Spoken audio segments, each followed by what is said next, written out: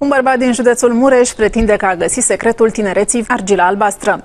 Lutul tămăduitor se află chiar pe terenul lui, iar ca să demonstreze calitățile ieșite din comune ale acestei argile, s-a decis să le ofere cadou femeilor din sat câte un tratament de înfrumusețare bazat pe măști cosmetice cu miraculoasa pulbere. Fericite sătencele jură că acum sunt mult mai frumoase. Este preparată cu suc de portocale, suc de castraveți, ulei de struguri și ulei de măsline. Când au auzit de salonul de înfrumusețare, amenajat chiar lângă cariera de argilă albastră, localnicele din Râciu au abandonat toate treburile și s-au lăsat încrezătoare pe mâna specialistelor aduse de vecinul inimos. Am zis, dacă toți sunt aici aproape, să vin și eu, chiar dacă sunt mai bătrână.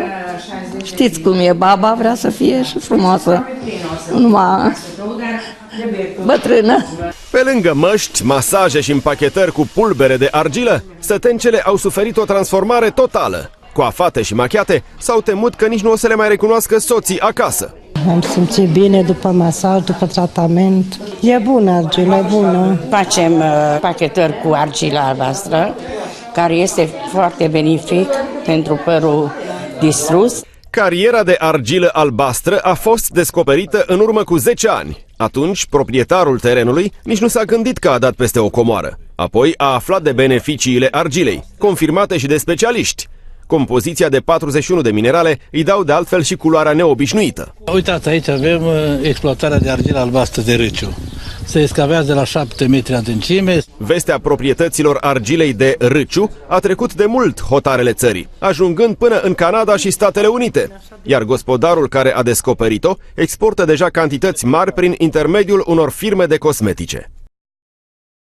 Petru Gârbu s-a mutat după Revoluție de la Târgu Mureș la Râciu. A primit atunci un teren, însă a fost dezamăgit când a văzut că este vorba de un teren argilos. S-a apucat totuși să facă imediat cărămidă, însă afacerea nu a prosperat. Apoi a descoperit la o adâncime de 6-7 metri argilă albastră și rând pe rând i-a descoperit proprietățile. Am luat o bucățică de argilă și am pus într-un pahar. Și am amestecat-o și am băut-o. Așa de bine mi-a căzut că ceva extraordinar la stomac. Am băut vreo o săptămână, după o săptămână sau 10 zile, am început să încurgă din nas apă și puroi. Mi-a curățat sinuzita fără un pic de durere. Argila albastră de Râciu i-a vindecat mâna și soției. Eu am lucrat la PECO 30 de ani și bineînțeles că erau alte condiții, au fost greu, dar lucrând acolo am primit un reumatism la mâini, mai ales la mâna dreaptă și am avut degetul, așa îmi cădea în palmă, am făcut cataplasme, m-am uns și am reușit așa, a treia zi, când am făcut a treia oară, când am făcut deja degetul meu nu mai cădea și-o revenit foarte bine. Vecinii lor au beneficiat și ei de pe urma argilei albastre. Acum vreo 2 ani, la un control medical, eu depistat o gastrită cronică. Și am luat tot felul de medicamente și n-am vreo 2 ani. Tot felul de medicamente și și în 3 luni de zile cu argilă m-am vindecat. Am fost cu piciorul ăsta, o rană mare și ne-am pus de 10 ori și ne-a trecut. Medicina naturistă devine pe zi ce trece tot mai accesibilă. Proprietățile speciale ale argilei albastre de Râciu vin să completeze lista tot mai numeroasă a tratamentelor naturiste existente. Extern este folosită sub formă de cataplasme, comprese, băi cu argilă. Intern este folosită începând de la cavitatea bucală, în gingivite, în paradontoze, în amigdalite, merge mai departe în ulcer gastroduodenal. Și experiența mea în ceea ce privește terapia cu argilă se întinde undeva în urmă cu vreo 10-12 ani, când un absces mamar s-a agravat și s-a format pe lângă durere, acces, desigur, un chist de o duritate foarte mare, cam de mărimea unei nuci, să zicem, care s-a îmbrăcat în puroi.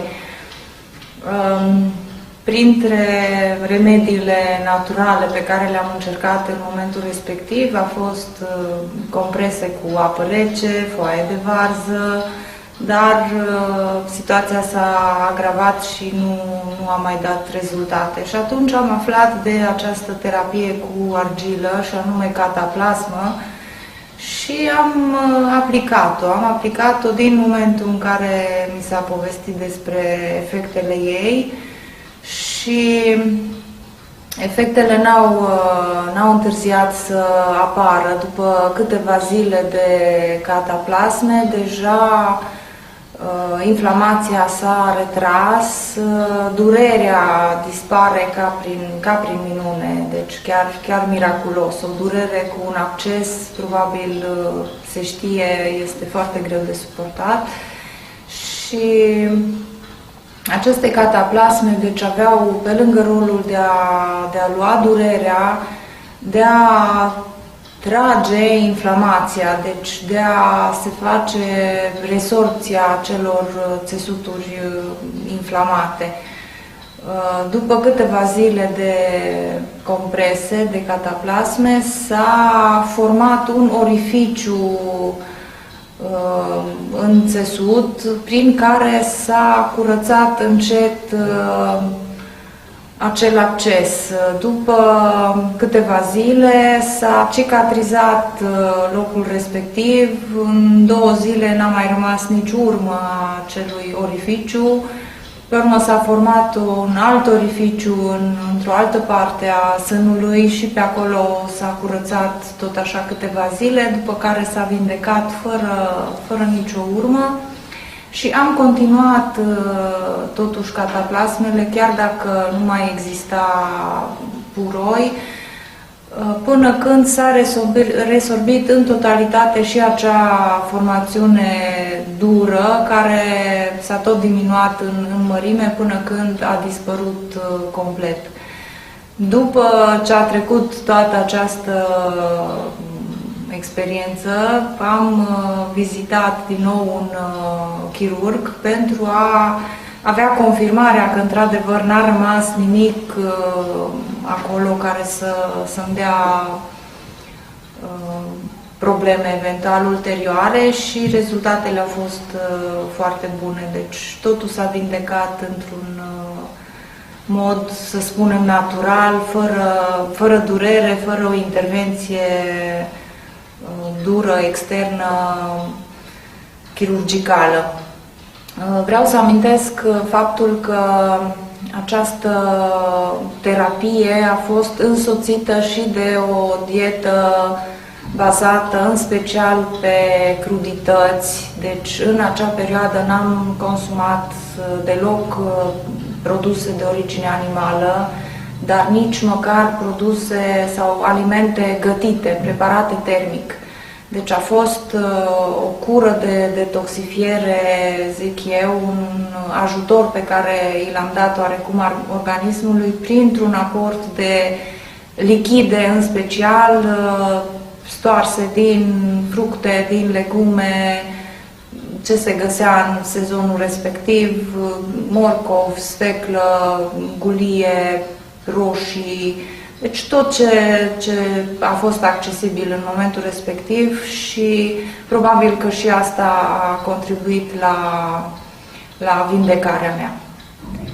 Deci pot să recomand cu căldură să se aibă încredere în această terapie, tot ce ține de inflamații, de furunculi, de un ten acneic, de exemplu. Deci în cosmetică sunt rezultate foarte bune și în special în detoxifiere. Deci vreau să amintesc pentru cei care ar avea intenția să recurgă la un astfel de tratament, este bine ca aceste cataplasme să se pună înainte de organul bolnav, să se pună pe toată suprafața intestinelor.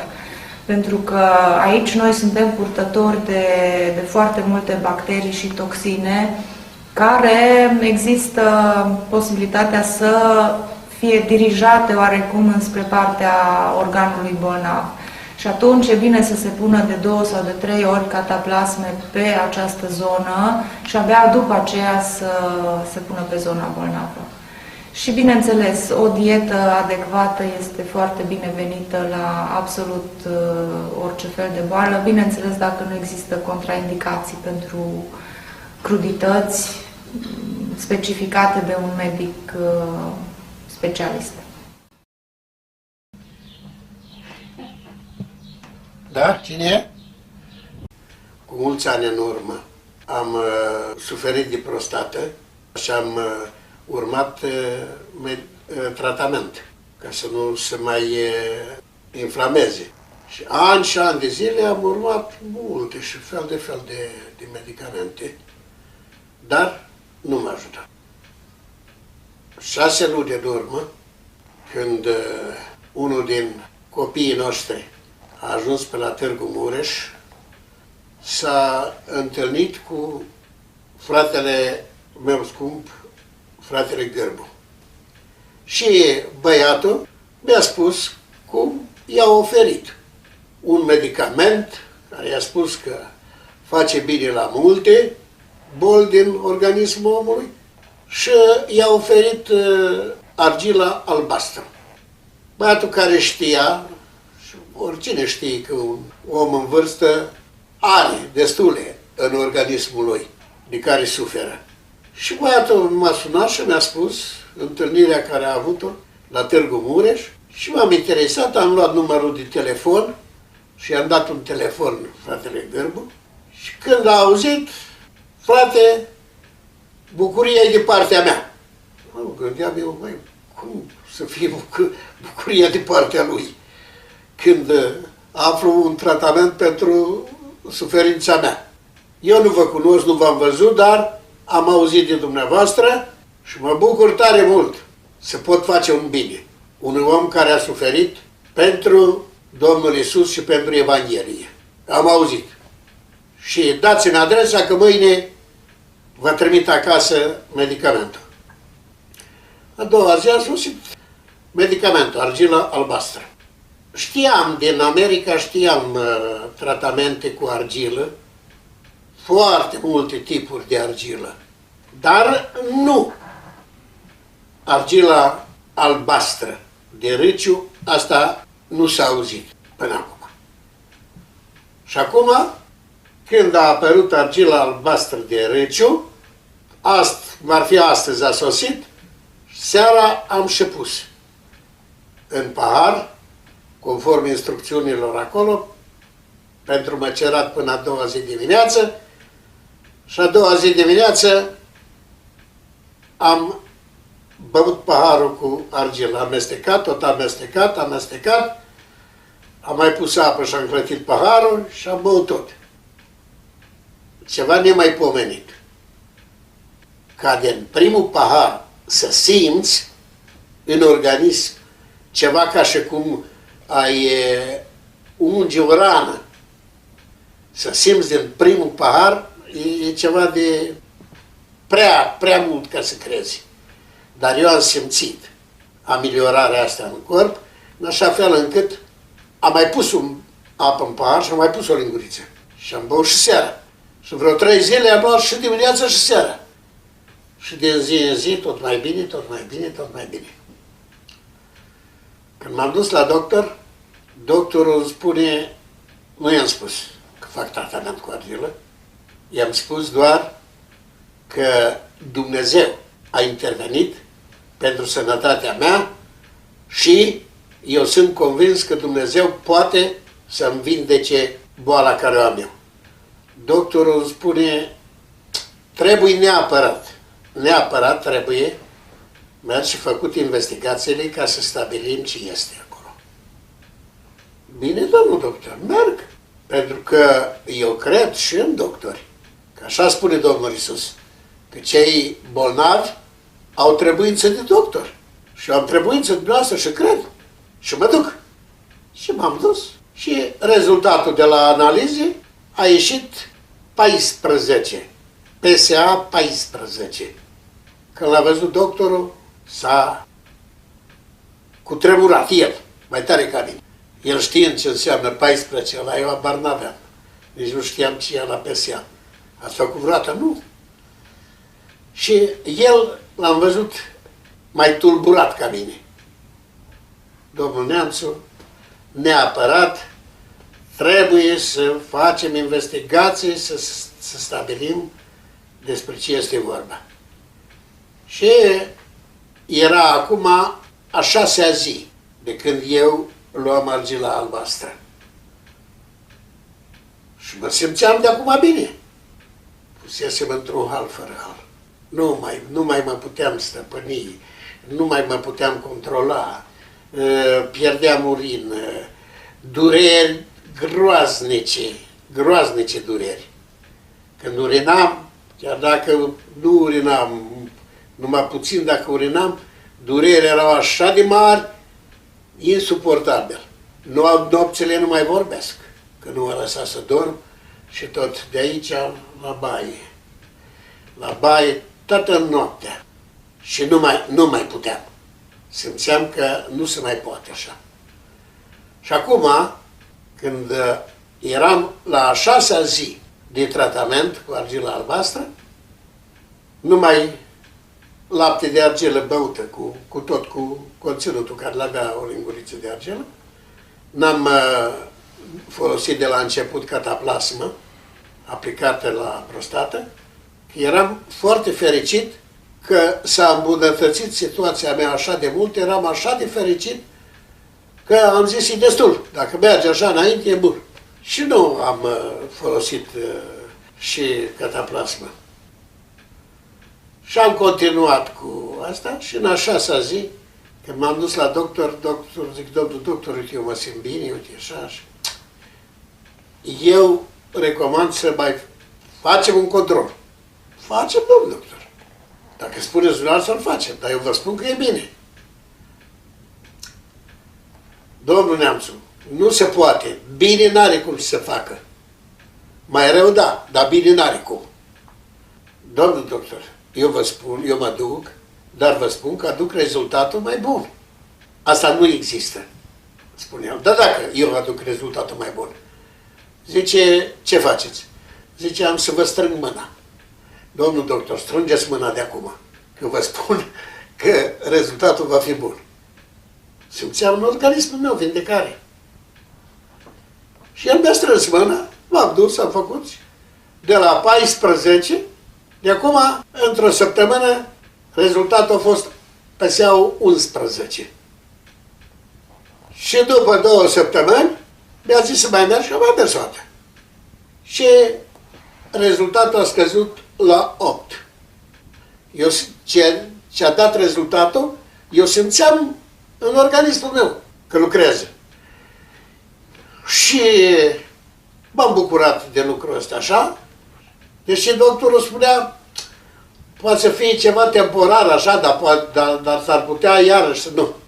Aici lucrează Dumnezeu și unde lucrează Dumnezeu, unde lucrează omul, se poate greși, dar Dumnezeu nu greșește. Și e mâna lui Dumnezeu, lucrează Dumnezeu. Și în sfârșit, iarăși, a insistat să mai mă duc o dată la un control și mai m-am dus. Și ultima dată când m-am dus, unde era rezultatul 14, 11 și 8, acum rezultatul liniuță. N-a mai dat nicio cifră pe seama. Și corespunde cu ceea ce simt eu, cu starea de sănătate. Acum, slavă Domnului, dorm toată noaptea fără probleme. Nu mai e problema acum că dacă merg cu mașina pe pământ, trebuie neapărat să trag repede la o benzinărie, că nu mai pot, nu mai. Acum merge și 4 și 5 ore fără nicio problemă. Doctorul ce a zis? Cum a explicat? Doctorul, n-am stat încă de vorbă cu el să-i explic tratamentul, dar trebuie să o fac. Trebuie să fac lucrul ăsta. El mi-a recomandat să mai merg o dată la analize, ca acolo să nu treacă liniuță, să spună exact cifra. Pentru că cifra asta, PSA-ul, se măsoară de la 4. 4 fiind normal, 4 fiind negativ.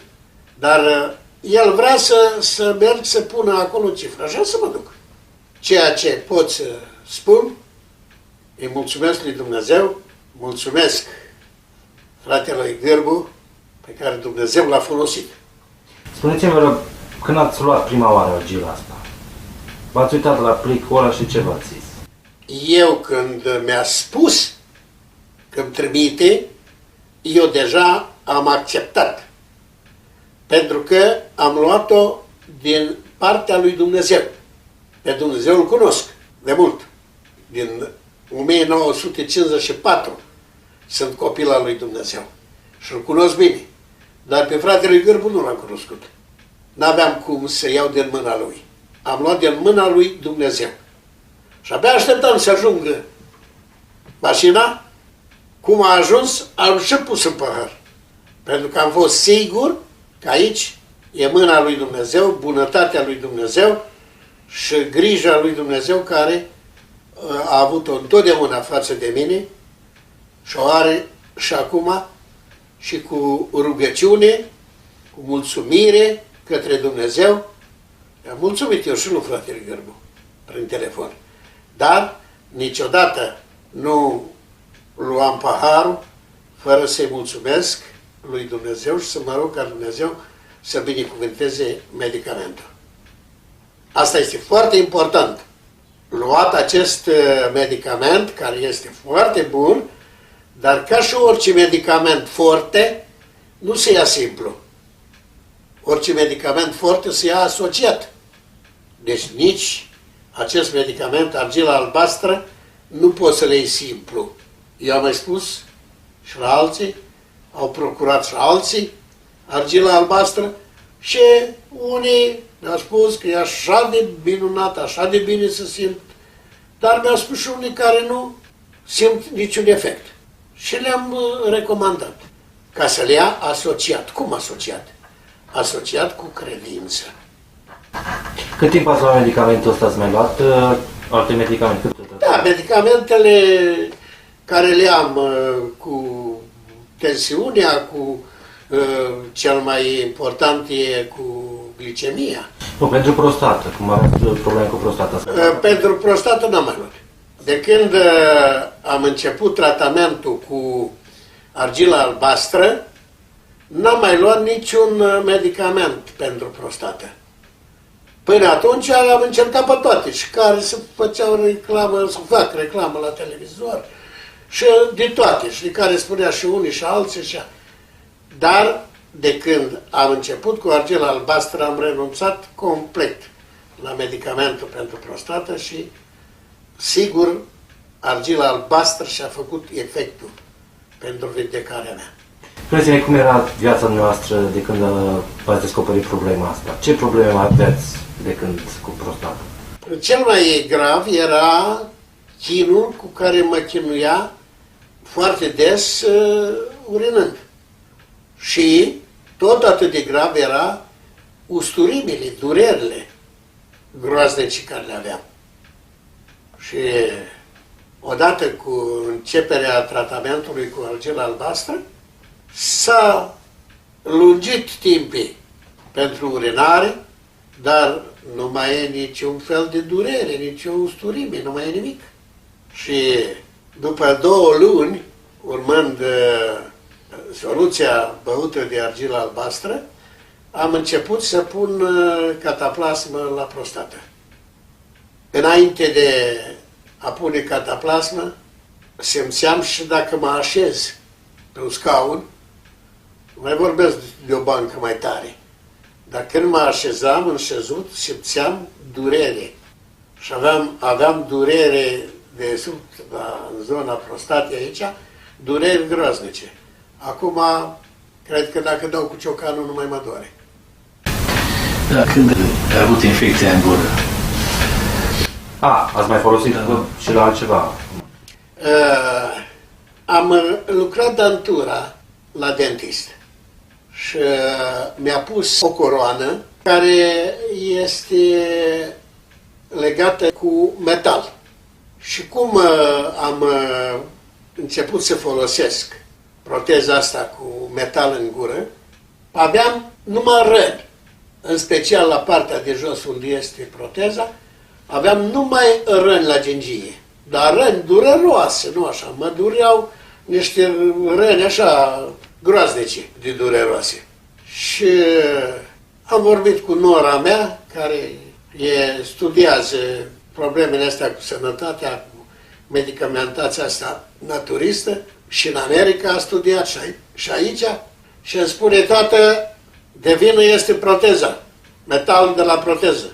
Aruncă proteza. Dau un telefon, fratele Gârbu, și îi spun: frate, la rănile din gură, ia 2 granule de argilă și ține în gură.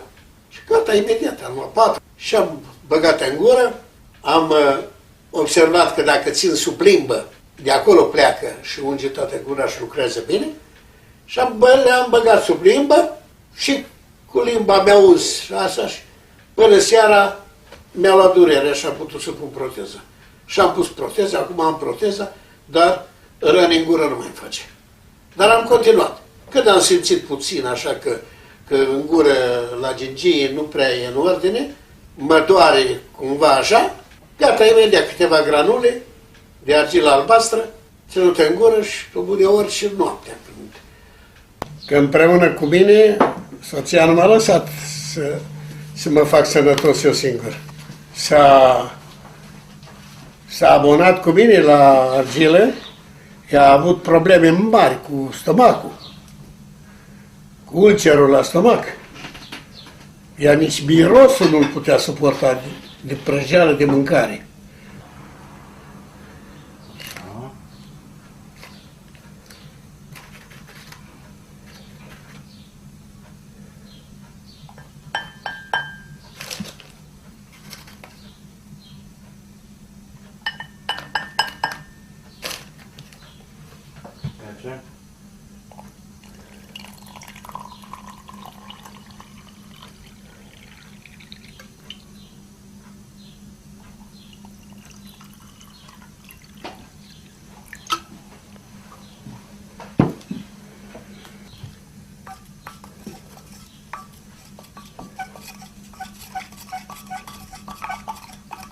Mai cu lemn, nu plastic, nu fier.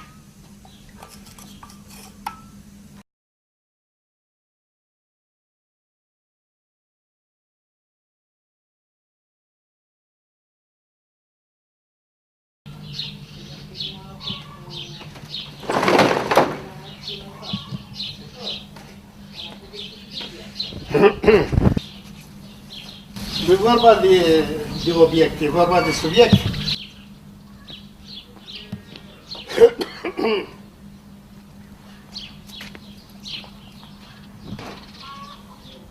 Asta e porumb aici, e lobul de acolo.